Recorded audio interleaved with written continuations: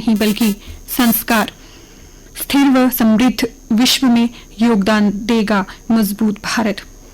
घाना की संसद में कहा, दोनों देशों ने सहे उपनिवेशवाद के जख्म पर आत्मा थी आजाद। प्रधानमंत्री नरेंद्र मोदी बोले कि वैश्विक अनिश्चितता के इस दौर में भारतीय लोकतंत्र की स्थिरता आशा की किरण जैसी है। भारत की तीव्र प्रगति वैश्विक विकास को भी रफ्तार देने वाली है। प्रधानमंत्री कल अफ्रीकी देश घाना की संसद को संबोधित कर रहे थे। स्वतंत्रता, एकता और गरिमा के आधार पर हमने अपने राष्ट्रों का किया निर्माण, बोले प्रधानमंत्री मोदी। पीएम मोदी को दिया गया घाना का राष्ट्रीय सम्मान। उनको प्रभावशाली वैश्विक नेतृत्व के लिए घाना की सरकार ने राष्ट्रीय सम्मान the officer of the order of the star of घाना से सम्मानित किया। राष्ट्रपति जॉन महामा ने पीएम मोदी को सम्मान प्रदान किया। पीएम मोदी ने पूरे देश के लोगों की तरफ से इसे स्वीकार करते हुए घाना का आभार जताया और इसे गर्व का पल बताया।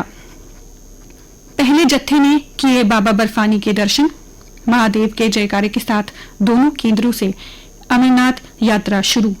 12,348 श्रद्धालुओं ने दर्शन किए पहले दिन। देश के कोने कोने से पहले जत्थों में बाबा बर्फानी के दर्शन के लिए श्रद्धालुओं का इंतजार कल पूरा हुआ।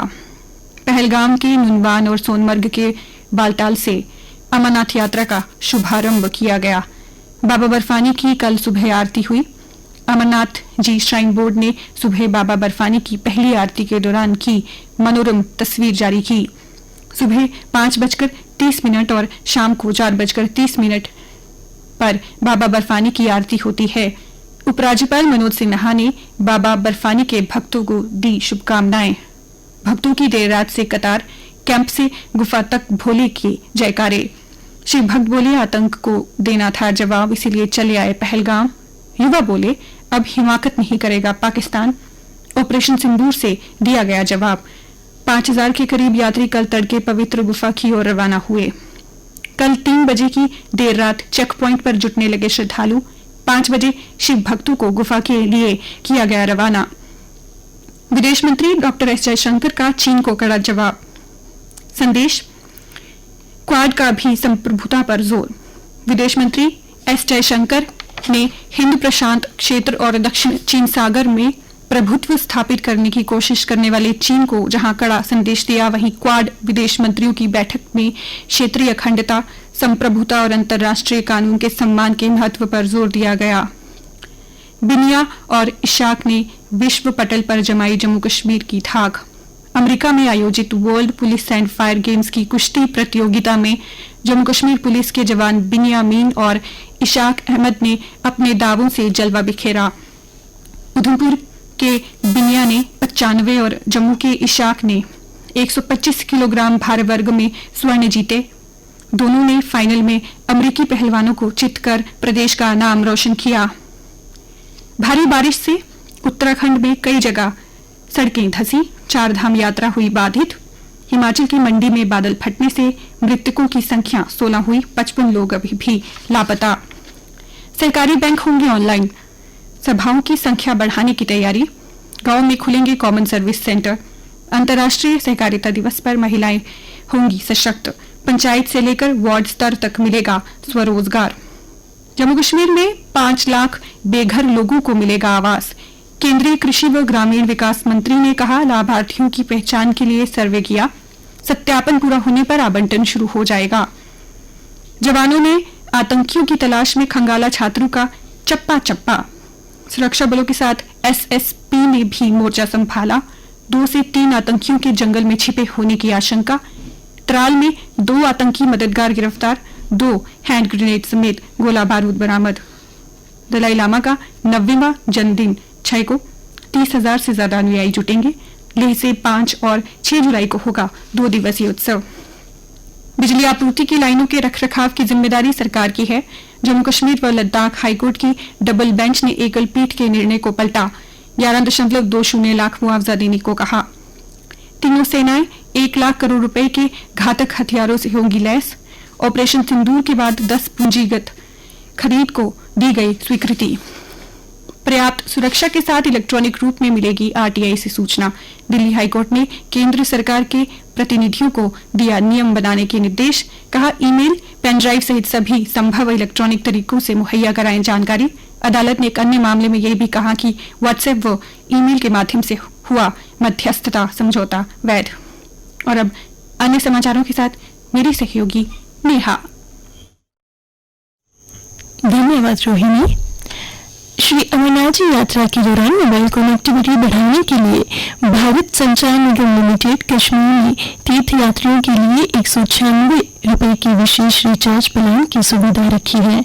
इसमें 20 दिनों के लिए अनलिमिटेड वॉइस कॉल्स और प्रतिदिन 2 GB डेटा शामिल है। प्रदेश में पैसेंजर टैक्स चोरी कर दौड़ रहे पंजाब के वाहन। आरटीओ जम्मू कार्यालय ने रेलवे स्टेशन से इनोवा और बस स्टैंड से टेम्पो को किया जब्त।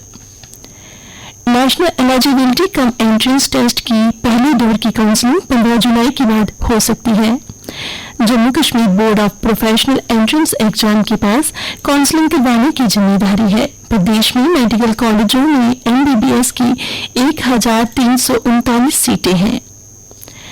जम्मू नगर निगम और पर्यटन विभाग ने जम्मू स्मार्ट सिटी लिमिटेड व श्री रघुनाथ जी कॉरिडोर विकास परिषद के सहयोग से तवी रिवर फ्रंट पर वीरवार को भी महाआरती का आयोजन किया। इसमें स्थानीय लोगों और अमरनाथ यात्रियों ने हिस्सा लिया। महाजन हॉल में पर्याप्त संख्या में सुरक्षा बलों के जवानों की तैनाती। सिविल डिफेंस के स्वयं सेवक भी कर रहे सहायता। पंजीकरण के लिए सुबह सवेरे ही कतारों में लग रहे श्रद्धालु। महाजन हॉल में वीरवार को 850 के करीब अमरनाथ यात्रियों का किया गया पंजीकरण। अब कक्षा 6 से 12वीं तक छात्र पढ़ेंगे सहकारिता का पाठ। NCERT ने 9वीं व 12वीं कक्षा के लिए भारत में सहकारिता नाम से विशेष मॉड्यूल बनाया। वैकल्पिक विषय के रूप में पढ़ाई जाएगी सहकारिता। और अब खेल समाचार। खेलों में वुशु जम्मू कश्मीर के लिए पदकों की गारंटी बन रहा है। वुशु में अब प्रदेश के खिलाड़ी राष्ट्रीय व अंतर्राष्ट्रीय मंच पर देश और प्रदेश का नाम रोशन कर रहे हैं। इस साल अभी तक वुशु में खिलाड़ियों ने 27 पदक जीते हैं। अगले साल एशियन गेम्स से बढ़ेगी स्वर्ण की आस। एंडरसन तेंदुलकर ट्रॉफी में भारतीय कप्तान शुभमन गिल ने इंग्लैंड के खिलाफ लगातार दूसरे टेस्ट मैच में दोहरे शतक के साथ कीर्तिमानों की झड़ी लगा दी। वह इंग्लैंड में दोहरा शतक बनाने वाले सबसे युवा भारतीय कप्तान और सबसे बड़ा स्कोर बनाने वाले भारतीय बल्लेबाज बने। 269 रन की पारी के साथ गिल बने इंग्लैंड की सर्वाधिक स्कोर बनाने वाले बल्लेबाज। गवास्कर, विराट कोहली और सचिन के टूटे रिकॉर्ड। एशिया कप में खेल सकती है पाकिस्तानी हॉकी टीम। अगले माह 29 अगस्त से बिहार की राजगीर में होगी टूर्नामेंट। इसके साथ ही जूनियर विश्व कप में भी खेलने की है संभावना। विश्व बॉक्सिंग कप में भारत के 2 और पदक पक्के हो गए हैं। पुरुषों के 77 किलोग्राम भार वर्ग में हितेश गुलिया ने काजाकिस्तान की अल्माज ओरोजवेकोव को 5-0 से हराकर सेमीफाइनल में प्रवेश किया। वहीं महिला 54 किलोग्राम वर्ग में साक्षी ने ब्राजील की टाटियाना चागस को हराकर अंतिम 4 में जगह बनाई। और अब मौसम। जम्मू में मिली लोगों को भीषण गर्मी से राहत, लेकिन उमस परेशान कर रही है। मौसम विज्ञान केंद्र श्रीनगर के अनुसार 6 से 8 जुलाई तक जम्मू संभाग के कुछ हिस्सों में भारी बारिश हो सकती है और 50 किलोमीटर की रफ्तार से हवाएं चल सकती हैं। आज से जम्मू संभाग में हल्के बादलों के साथ मौसम लगभग साफ रहेगा। जम्मू संभाग में कल का अधिकतम तापमान 34.5 डिग्री सेल्सियस और न्यूनतम 26.6 डिग्री सेल्सियस दर्ज किया। आज सूर्यास्त 7:46 पर और कल सूर्योदय 5:30 पर होगा।